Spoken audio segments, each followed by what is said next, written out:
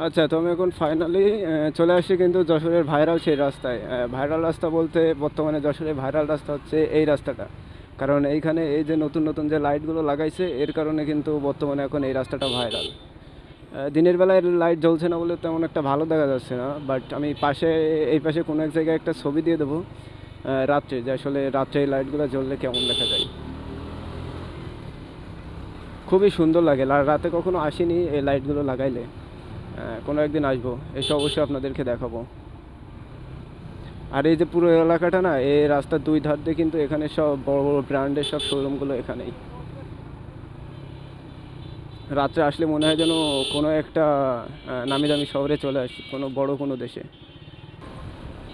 ও, এই যে এখানে দেখছি সার্জন মামা কাগজপাতি চেক করতেছে। আসলে গাড়ির কাগজপাতি না, সে অন্য কোনো কাগজপাতি চেক করতেছে। সেই বলে না, চোরের মন সবসময় পুলিশ পুলিশ থাকে, তো আমার মনে হয় এখন ভয় ঢুকে আছে, তো যেখানেই পুলিশ বাগাটা দেখতেছি আমার মনে অন্যরকম একটা ভয় কাজ করতেছে। ওকে, তো আমি এখান থেকে ডানে যাব। দেখো মামা, মেরো দিও না আবার।